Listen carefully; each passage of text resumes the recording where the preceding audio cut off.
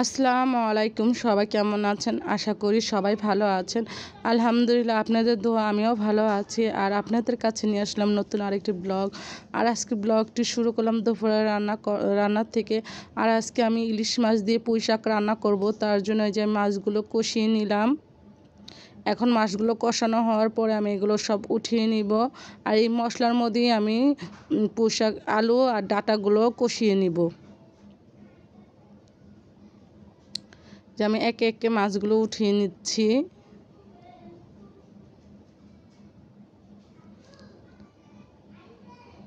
আর এই যে আমি আলু আর পুঁই শাকের ডাঁটাগুলো ভালো করে নাড়াচাড়া দিয়ে নিচ্ছি।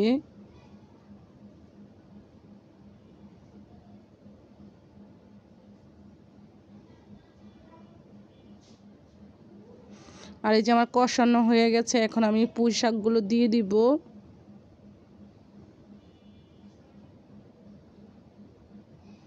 যে এখন আমি পুঁই শাকগুলো দিয়ে দিচ্ছি।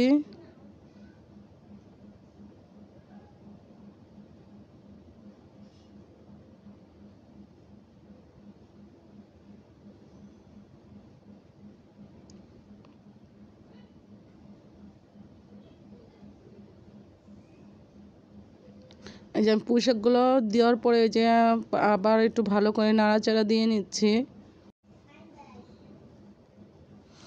আর এখন আমি এই যে মাছগুলো দিয়ে দিচ্ছি। তরকারির মধ্যে মাছগুলো দিয়ে দিব, সবগুলো মাছ।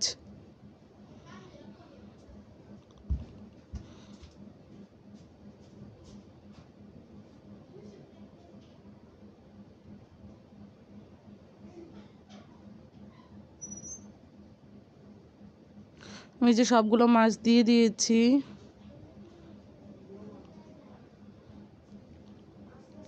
আর এই যে আমার মাছের তরকারিটা রান্না হয়ে গেছে। আর আমি বুঝলাম না কালারটা মোবাইলে এরকম হয়েছে কেন। মাছের তরকারির কালারটা একদম লাল লাল ছিল, কিন্তু ক্যামেরার কারণে কালারটা কেমন জানি হয়ে গেছে মাছের কালারটা। আর এই যে এদিকে আমি মাছ ভুনা করব। এটা হলো সমুদ্রের চান্দা মাছ বলে।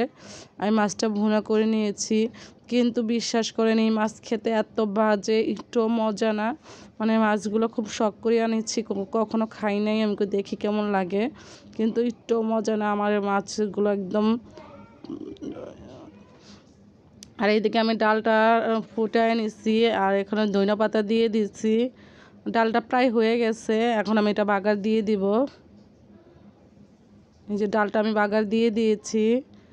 আর আমার ভিডিওটি যদি আপনাদের কাছে ভালো লেগে থাকে তাহলে একটা লাইক, একটা কমেন্ট করে দিবেন। সবাইকে আল্লাহ হাফেজ।